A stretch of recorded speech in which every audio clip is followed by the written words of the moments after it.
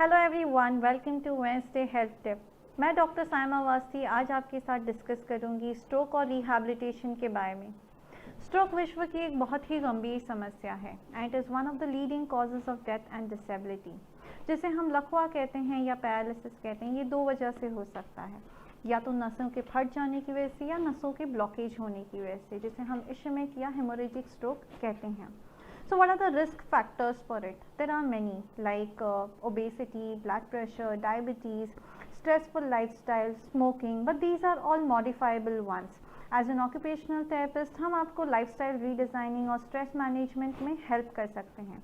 लेकिन कुछ और फैक्टर्स होते हैं जैसे कि एज है, जेंडर, क्लाइमेट, ये सब नॉन मॉडिफाइबल हैं। आज आप 50 साल के हैं, अगले साल 51 साल के होंगे, इसमें आप कुछ नहीं कर सकते। But what you can do is be alert and more vigilant about it. Coming to next segment, क्या बॉडी वार्निंग साइंस देती है? In some cases yes, but 99% of the time it is ignored. जैसे कि कई बार आप किसी से बात कर रहे हैं, दैट पर्सन इज़ लाइक, या सुबह आंखें ठीक से बंद नहीं हो रही थी, या चेहरा थोड़ा सा टेढ़ा हो गया था, या हाथ एकदम से काम करना नहीं, बंद हो गया, एकदम बेजान हो गया, थोड़ी देर बाद झटकने के बाद एकदम ठीक हो गया, and this is then just left unattended. But research ये कहती है कि in such cases 20 to 30% of them land up with major और big stroke in next 3 months which can be life threatening. So बहुत इंपॉर्टेंट होता है कि आप इसे इग्नोर ना करें और एड्रेस करें। अब अगला सवाल ये उठता है कि हम स्ट्रोक को आइडेंटिफाई कैसे करें। अब इसके लिए मैं एक बहुत ही सिंपल सा निमोनिक आपके साथ शेयर करूंगी जिसे फास्ट कहते हैं। So it stands for face, arm, speech and time.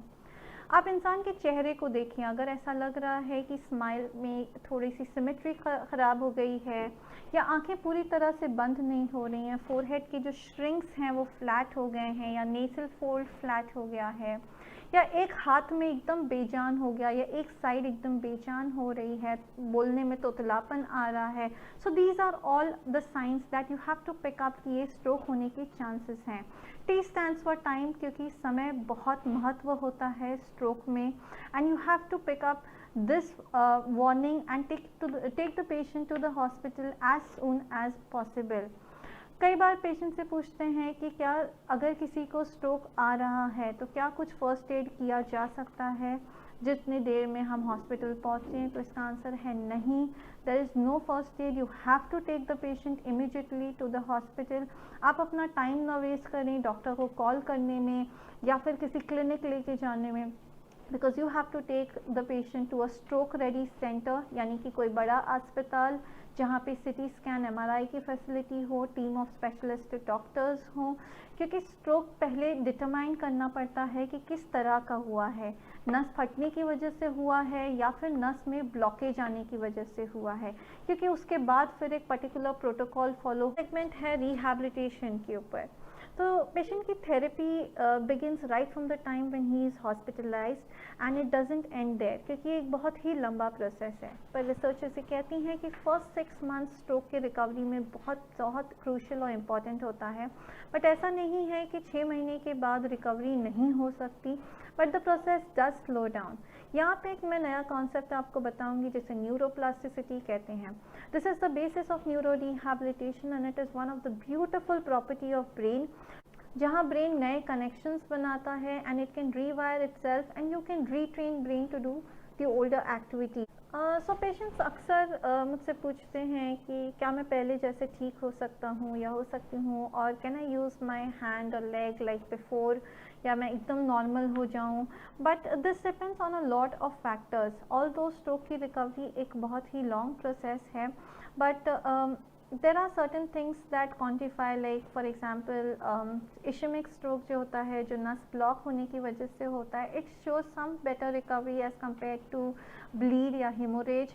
और यही नहीं, स्ट्रोक की रिकवरी इस फैक्टर पे भी बहुत डिपेंड करती है कि डैमेज किस एरिया में हुआ है, basically which area is damaged और उसके क्या फंक्शंस थे, वो डिटरमाइन करेगा कि कितना टाइम लगेगा स्ट्रोक में रिकवर होने। और दैट इस रिकवरी में कुछ स्टेजेस होते हैं, जैसे कि पहले हाथ पैर एकदम जो लूज़ था, बिल्कुल बेजान था, अब उनमें धीरे धीरे टाइटनेस शुरू हो गई है। जो स्पास्टिसिटी कहा जाता है, और ये टाइटनेस एकदम से बढ़ गई है, पीक पे चली गई, and then it starts breaking down until it comes back to isolated movements. हमारा जो हाथ पैर है वो एक यूनिट की तरह काम करने लगता है। जैसे अगर मैं अपना हाथ मुंह की तरफ लेके जा रही हूँ आसानी से, अब स्ट्रोक की वजह से मेरा हाथ इस तरीके से जा रहा है, where there is no isolated movement on my joints. Same thing applies even while walking. So ये वही काम जो हम पहले ऑटो पायलट मोड पे करते थे, अब वो हर एक एक्टिविटीज़ एफर्टफुल हो गई है। यही नहीं, इस शारीरिक प्रभाव के साथ साथ मानसिक प्रभाव भी पड़ता है, जो कई बार हम मिस कर जाते हैं। जैसे अंडरलाइन डिप्रेशन है, वो कि बहुत कॉमन है। फिर कॉग्निटिव फंक्शंस का अफेक्ट होना, like memory, judgement, problem solving. जाहिर सी बात है, अगर ब्रेन में डैमेज हुआ है तो ये सारे ओवरऑल फंक्शंस के भी चैलेंजेस नज़र आने लगते हैं। So as an occupational therapist हम सिर्फ शारीरिक नहीं, आपकी मानसिक समस्याओं के भी हल निकालते हैं through our treatment, through our approaches, जहां हम फंक्शनल इंडिपेंडेंस पे मेनली फोकस करते हैं। अब हमारी इंडियन सोसाइटी में ये बहुत कॉमन है कि अगर घर में कोई बीमार पड़ा है तो out of care and love there are 10 people to help the patient around. लेकिन स्ट्रोक रिकवरी में इंडिपेंडेंस या फंक्शनल ट्रेनिंग बहुत इंपॉर्टेंट होती है, क्योंकि आप अपने दिमाग को, अपने ब्रेन को एक नए सिरे से वापस से चीज़ों सिखाना शुरू कर रहे हैं। So if somebody is doing it for you, then it doesn't help or it becomes one hindrance in the recovery.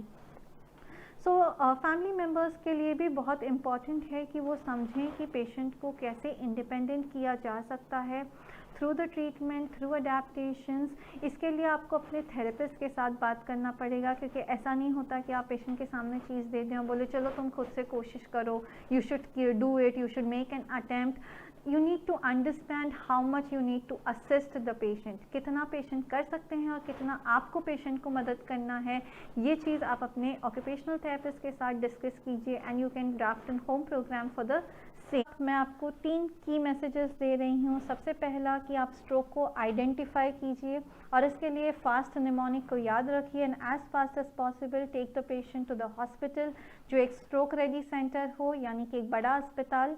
दूसरी चीज़, स्ट्रोक के लिए रिहैबिलिटेशन बहुत इम्पॉर्टेंट है, and this process takes time, but we can work up along with the patients and the family to establish certain functional goals and achieve them. तीसरा message ये है कि अगर आप किसी को जानते हैं जो कि स्ट्रोक की वजह से एक प्लेटू पे आ गए हैं, या फिर वो अपनी निजी ज़िंदगी में पहले जैसे नहीं जी पा रहे हैं और दूसरे लोगों के ऊपर डिपेंड, तो आप उनको गाइड कीजिए हमारे तक और हम उनकी मदद कर सकते हैं। With this I hope this information was helpful to you. हम फिर मिलेंगे अगले वेडनेसडे एक नए हेल्थ टिप के साथ। Till then take care, thank you.